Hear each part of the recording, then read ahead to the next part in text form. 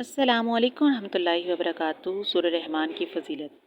سورہ رحمان میں 4 عجیب حقائق جو آپ نے کبھی نہیں سنے ہوں گے۔ مکمل تفصیلات جاننے کے لیے ویڈیو کو آخر تک دیکھیں۔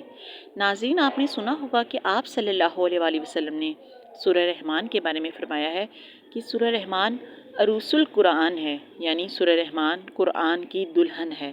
جیسے دلہن کو آپ نے خوشنما لباس پہناتے ہیں اور اس کو زیور پہناتے ہیں، یعنی آپ دلہن کو جس طریقے سے سجاتے ہیں، اللہ تعالیٰ نے ایک صورت قرآن مجید میں یہ ایسی رکھی ہے جسے خوب سجایا ہے۔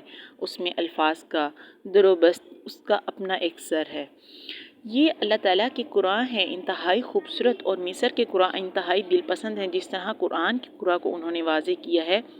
واقعہ یہ ہے کہ اگر یہ لوگ نہ ہوتے، شیخ عبد الباسط محمد عبد الصمد، شیخ محمود خلیل الخسری، یہ لوگ کہ جنہوں نے قرآن کے اس غنا یعنی میوزک، اس لفظ کو آپ صلی اللہ علیہ وآلہ وسلم نے استعمال کیا ہے، یعنی قرآن پاک کو اچھی سے اچھی سر کے ساتھ پڑھو، جو قرآن کو بہتر سے بہتر انداز میں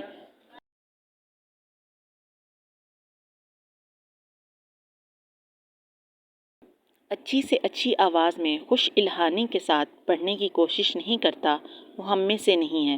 بلکہ ایک مرتبہ آپ صلی اللہ علیہ وآلہ وسلم رات کے وقت اپنے ساتھیوں کے حالات معلوم کرنے کے لیے گشت کر رہے تھے۔ حضرت ابو موسیٰ اشعری رضی اللہ تعالیٰ عنہ کے گھر کے پاس سے گزر ہوا۔ وہ رات کو تہجد پڑھ رہے تھے، کھڑے ہوئے کیف کے عالم میں قرآن پاک کی تلاوت کر رہے ہیں۔ آپ صلی اللہ علیہ وسلم کو ان کی قرات بہت پسند آئی، کافی دیر تک وہاں کھڑے سنتے رہے۔ اب انہیں کیا پتا کون سن رہا ہے، وہ اپنی کیفیت میں نماز تہجد میں قرآن کی تلاوت کر رہے تھے۔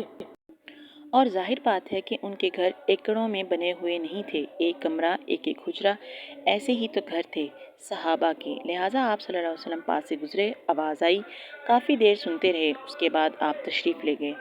صبح فجر میں ملاقات ہوئی تو آپ صلی اللہ علیہ وآلہ وسلم نے تحسین کے انداز میں فرمایا، اے ابو موسیٰ، تمہیں تو آل داؤد کے سازوں میں سے ایک ساز اللہ نے عطا فرما دیا ہے۔ جس طرح حضرت داؤد علیہ السلام داؤدی مشہور ہے کہ جب وہ پچھلے پہر رات کو حمد کے ترانے الاپتے تھے، قرآن میں ہے کہ پرندے شامل ہو جاتے تھے ساتھ، اور پہاڑ وجد میں آتے تھے، پہاڑ بھی ان کے ساتھ شریک ہوتے تھے۔ تو جس طرح کا اللہ نے ان کو لحد عطا فرمایا تھا، آپ صلی اللہ علیہ وسلم نے تحسین کے انداز میں فرمایا، اے ابو موسیٰ اشعری، اللہ نے تمہیں بھی آل داؤد کے سازوں میں سے ایک ساز عطا فرمایا ہے۔ آپ صلی اللہ علیہ وسلم فرماتے ہیں کہ جس طرح کان لگا کر اللہ قرآن کو سنتا ہے، کسی چیز کو نہیں سنتا، ہمیں نظر نہیں آتا، ہمیں معلوم نہیں ہے، ہم قرآن پڑھ رہے ہیں تو سننے والا کون ہے؟ سب سے زیادہ کان لگا کر خود اللہ سنتا ہے۔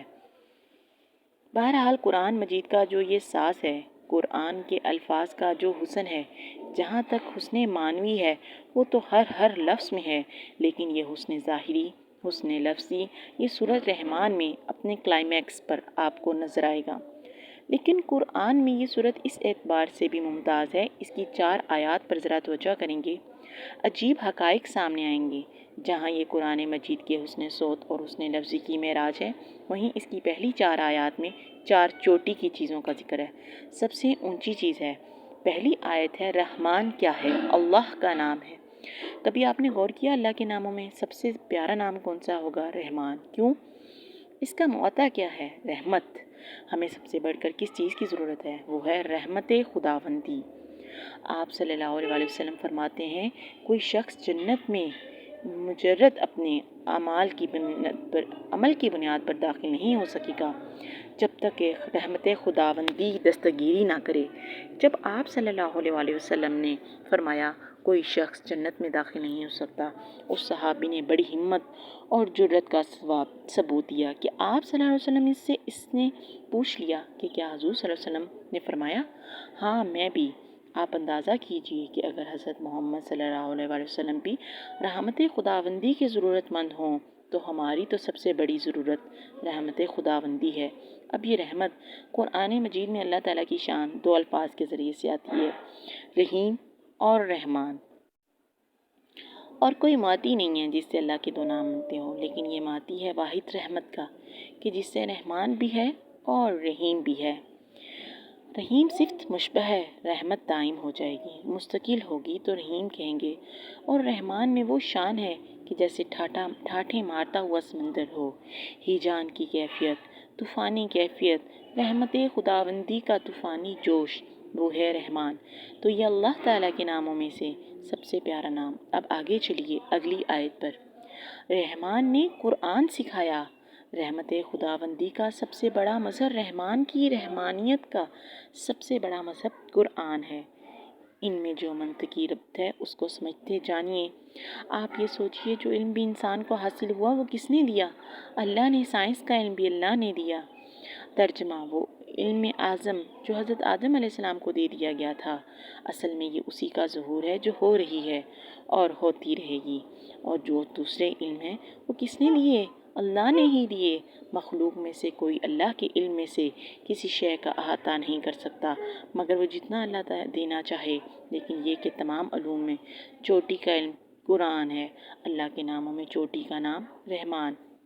اللہ نے جو کچھ انسان کو سکھایا اس میں چوٹی کا علم قرآن کو پیدا فرمایا۔ اب اگلی آیت میں یہ بتایا گیا ہے کہ حیوانات کو کس نے پیدا فرمایا، آسمان کس نے پیدا کیے، زمین، فرشتے کس نے پیدا کیا، یعنی خلق الانسان اس کی تمام مخلوقات میں اس کی تخلیق کی معراج ہے۔ اس کے تخلیق کا نقطہ عروج انسان ہے۔ یہ ہے کہ جو مسجود الملائک بننا ہے تو تخلیق میں سب سے اونچی تخلیق انسان کی ہے۔ علموں میں سب سے اونچا علم قرآن کا، اللہ کے ناموں میں سب سے اونچا نام رحمان کا ہے۔ ناظرین، ویڈیو پسند آئے تو لائک ضرور کیجیے گا۔ اللہ تعالی ہم سب کا حامی و ناصر ہو، آمین۔ کمنٹ باکس میں ایک لائن اللہ کی ذات پاک کے لیے لازمی ٹائپ کریں۔ شکریہ۔